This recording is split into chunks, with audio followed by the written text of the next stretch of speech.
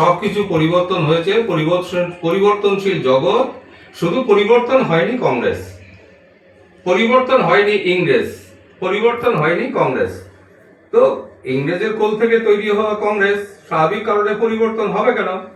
আজকে উনি বলছেন, ওনাকে আমি অভিনন্দনও জানাচ্ছি, কংগ্রেসের প্রতিনিধি, উনি নরেন্দ্র মোদীকে কি বলছেন, সংশোধন হন তারপরে আপনারা থাকুন। তার মানে ওনারা স্বীকারই করলেন 10 বছর আছেন, আরো 20 বছর আপনারা থাকুন, কোনো সমস্যা নাই। ওনাকে ধন্যবাদ জানাচ্ছি এই প্রস্তাব দেওয়ার জন্য। কিন্তু যে কথাটা দেখুন, যে সারা বিশ্ব জুড়ে যে পজিশন চলছে এই মুহূর্তে, নরেন্দ্র মোদী সাহেব আমাদের দেশের প্রধানমন্ত্রী, তিনি তো মূর্খ প্রধানমন্ত্রী নন, তিনিও তো পলিটিক্যাল সায়েন্সে, তিনিও তো এমএ করে, তিনিও তো একটা জায়গায় তিনি এসছেন, তিনিও পোস্ট গ্রাজুয়েট। দিদি, আপনি যেরকম উনিও একই রকম স্বাভাবিক কারণে শিক্ষিত প্রধানমন্ত্রী তিনিও আছেন, তিনি মূর্খ প্রধানমন্ত্রী নন, ওই রাবড়ি দাবির মতন আপনাদের সহযোগী বর্তমানে। তো সেই জায়গায় যেটা বলতে চাচ্ছি, যে নরেন্দ্র মোদী সাহেব বলতে চেয়েছেন, যেহেতু এআই এর একটা সম্মেলন হয়েছে, বিভিন্ন একটা পৃথিবীর অবজারভেশন যেখানে চলছে, সেই জায়গায় দাঁড়িয়ে কংগ্রেসের মতন একটা শতাব্দী প্রাচীন দল, তারা যদি এরকম করে গিয়ে অঙ্গভঙ্গি করে, এরকম করে গিয়ে যদি নগ্নতা প্রকাশ করে, তাহলে দেশের একটা তো সম্মান থাকেই। ওভারঅল আমরা তো 145 কোটি মানুষের দেশ, আমাদের কংগ্রেসেরও তো একটা কয়েক কোটি মানুষের কংগ্রেসেরও তো সমর্থন আছে সারা দেশে। তাহলে সেই জায়গায় দাঁড়িয়ে দ্বিতীয় প্রধান রাজনৈতিক দল তারা যদি এই জাতীয় আচরণ করে, মাননীয় প্রধানমন্ত্রী, দেশের প্রধানমন্ত্রী হিসাবে বিশ্ব দরবারে তাকেও একটা বার্তা দেওয়া দরকার আছে বলে এই কথাটা তিনি কংগ্রেসের উদ্দেশ্যে বলেছেন। এখানে কংগ্রেসের এখানে গায়ে লাগার কিছু নেই। আজকে দেখুন, ভারতবর্ষের প্রধানমন্ত্রী নরেন্দ্র মোদী সাহেব, আজকে উনি 29টা দেশ থেকে সেই দেশের সর্বোচ্চ পুরস্কার তিনি পেয়েছেন, সম্মান পেয়েছেন। কি পাননি? কোন দেশে তিনি যাননি? একটা দেশের প্রধানমন্ত্রীর কথা বলতে পারবেন? আমাদের দেশেও তো প্রধানমন্ত্রী অনেকেই ছিলেন, আমাদের নেহরুজি ছিলেন, ইন্দিরা গান্ধীজি ছিলেন, নরসিংহ রাও ছিলেন, আবার রাজীব গান্ধী ছিলেন, এরকম বহু প্রধানমন্ত্রী ছিলেন। তারা কি কোনো একাধিক দেশের রাষ্ট্রপ্রধানের পুরস্কার পেয়েছেন? পায়নি তো, নরেন্দ্র মোদী পেয়েছেন। তাহলে নরেন্দ্র মোদী নিশ্চয়ই তার একটা ক্যাপাসিটি আছে, সেই ক্যাপাসিটির উপর ভিত্তি করে তাকে পৃথিবীর বহু রাষ্ট্র নেতারা তাকে সম্মান করেছেন। এটা তো আমাদের দেশের গর্ব, আমাদের দেশের গর্ব হওয়া উচিত।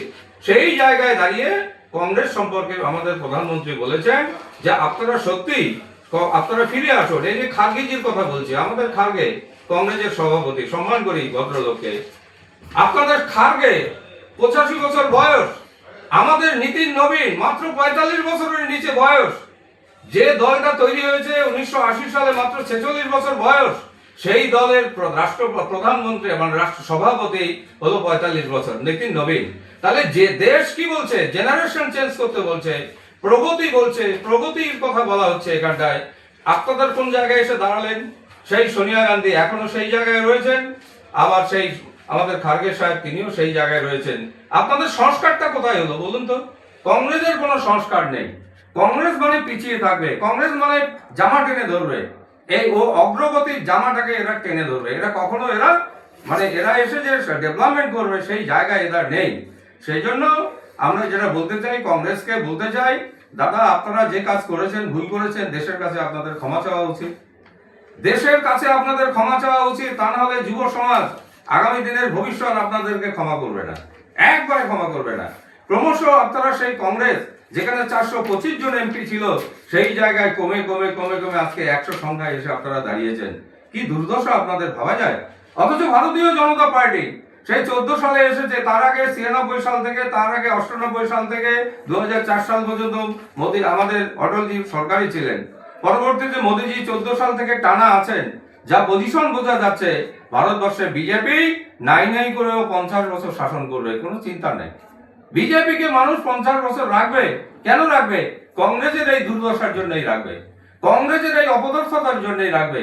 কংগ্রেসের এই আধুনিক চিন্তা ভাবনা না থাকার ফলেই মানুষ ভারতীয় জনতা পার্টিকে আরো বেশি বেশি করে ওয়েলকাম করবে। সেই জন্য যেটা বলতে চাই, যে তৃণমূল বুঝতে পেরেছে, তৃণমূল কিন্তু বুঝতে পেরেছে কংগ্রেসের পাতা ফাঁদে কিন্তু তারা পা দেয়নি। কারণ এআই এর বিরোধিতা এক সময় যদি তৃণমূল কংগ্রেস করে, তাহলে তৃণমূল এখানেও ছাপা হয়ে যাবে, নিশ্চিতই মতো ছাপা হবে, কোনো গল্প নেই। 26-এর নির্বাচন, তৃণমূলের বিসর্জন হবে। যে সময় এক সময় বামফ্রন্ট অর্থাৎ সিপিআইএম কম্পিউটারের এগেনস্টে বলেছিল, কম্পিউটারকে ঢুকতেই দেয়নি আমাদের ওয়েস্ট বেঙ্গলে। অন্ধ্রপ্রদেশ পিছন থেকে এসে, তার ব্যাঙ্গালোর পিছন থেকে এসে, অনেক পরে এসে তারা কম্পিউটারে অনেক দূরে এগিয়ে গেল, তারা টেকনোলজিতে ফার্স্ট হয়ে এসে দাঁড়িয়েছে। আজকে আমরা পিছনে দৌড়াতে দৌড়াতে আমরা শেষ লাইনে এসে দাঁড়িয়েছি। একইভাবে দেশের প্রগতিকে কংগ্রেস আটকাবার চেষ্টা করছে, এটা চলবে না। বাংলার মানুষ, দেশের মানুষ, শুভবুদ্ধি সম্পন্ন মানুষ এর বিরুদ্ধে রুখে দাঁড়াবে। এআই কে আমরা স্বাগত জানাই, এআই এর পজিটিভ সাইডগুলোকে আমরা স্বাগত জানাই। কোন বিদেশিকে আমরা কখনো এইভাবে আমরা স্বাগত জানাতে পারি না। আমাদের নিজস্ব টেকনোলজির মাধ্যমে আমরা সেটা রুখবো, নিশ্চয়ই আমরা সেটা তৈরি করব। সেই জন্য মাননীয় প্রধানমন্ত্রী বলেছে global for local, global for vocal. এই যে কথাগুলো বলছে, আমরা নিজের সংস্কৃতি, কৃষ্টি, কালচার, টেকনোলজি, আমাদের সমস্ত কিছু আমরা নিজেরা তৈরি করে আমরা নিজেদেরকে আমরা প্রতিষ্ঠা করব, সেটাকে আমরা গ্লোবালে রূপ দেব, বিশ্ব স্তরে আমরা পৌঁছে যাব। আজকে আমের কথা বলুন না, আমাদের এই বাংলার কথা বলুন, আম, লিচু কোথায় যাচ্ছে? আজকে বিশ্বের বিভিন্ন দেশে যাচ্ছে। আপনি চীনের কথা বলছেন, আমার আম চীনে যাচ্ছে, আমার আম চীনে যাচ্ছে। আমার আপনার হচ্ছে কি বলবো, আণবিক ব্রহ্মস ক্ষেপণাস্ত্র, আমার আকাশ ক্ষেপণাস্ত্র, আমার এই যে সূর্য ক্ষেপণাস্ত্র, এটা কোথায় যাচ্ছে? আজকে সারা পৃথিবী 14-15টা দেশে আমরা আজকে রপ্তানি করার সুযোগ পাচ্ছি। এই যে আমাদের যে লোকাল ফর গ্লোবাল, এই কথাটা আমরা বোঝানোর চেষ্টা করছি। সেই জন্য সব জায়গাতে ভারতের বিজ্ঞানীদের আমরা সালাম জানাই, তারা যথেষ্ট অগ্রগণী হয়েছে। ভারতের ইঞ্জিনিয়ারদের অগ্রগণীদের হয়েছে, ভারতবর্ষের ডাক্তাররা তারা যথেষ্ট বেশি পারদর্শী হয়েছে। বিশ্বের কাছে আমরা পথ দেখানোর একটা রাস্তা পাচ্ছি। সেই জন্য কংগ্রেসকে বলবো, দাদা আপনারা আসুন, আমাদের সঙ্গে সহমত পোষণ করুন, প্রধানমন্ত্রীর পাশে এসে দাঁড়ান, দেশকে আমরা বৈভবশালী করি। আমরা মিশন 2047 নিয়েছি, 2047 সালে ভারতবর্ষকে আমরা বৈভবশালী করব। 2047 সালে ভারতবর্ষকে পৃথিবীর 1 নম্বর দেশে পরিণত করব, এই অঙ্গীকার আমাদের দেশের সরকার দিয়েছে। তাই এই দেশের সরকারকে সবাই মিলে যদি সহযোগিতা করি, তাহলে আমরা সেই বৈভবপূর্ণ জায়গায় আমরা পৌঁছতে পারবো। সেই সময় কবি কল্পনা করে একটা টাইমে বলেছিলেন, বলো বলো বলো সবে শতবিনা বেনু রবে, ভারত আবার জগৎ সভায় শ্রেষ্ঠ আসন লবে। আজকে সেই জায়গায় আমরা উপনীত হয়েছি। দেশের মানুষ, এক সাধারণ মানুষের গর্ব হয় যে ভারতবর্ষ আজকে এগিয়ে চলছে।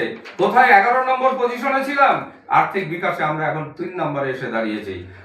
আণবিক ক্ষেত্রে আমরা কোথায় অনেক দূর পিছিয়ে ছিলাম, সেই জায়গায় এসে আমরা এখন 3 নম্বরে এসে দাঁড়িয়েছি। এই তো ভারতবর্ষের ডেভেলপমেন্ট হচ্ছে, খাদ্যে, কৃষি, শিল্পে, সব জায়গায় ভারতবর্ষ আজকে এগিয়ে যাবে। এআই টেকনোলজিতেও আমরা এগিয়ে যাব। দয়া করে কংগ্রেসকে আমরা বলবো, আপনারা আসুন, প্রকৃত যেটার সমস্যার সমাধান, যেটা কাজ করলে দেশের অগ্রণী ভূমিকা পালন হবে, আমরা সেই কাজটাই সবাই মিলে করি। এর মধ্যে কোনো দল, এর মধ্যে কোনো জাত, এর মধ্যে কোনো ধর্ম বিচার আমরা করব না। প্রগতিকে আমরা মেনে আমরা দেশকে বৈভবশালী করব, এই অঙ্গীকারবদ্ধ আমাদের হওয়া উচিত বলে আমি মনে করি।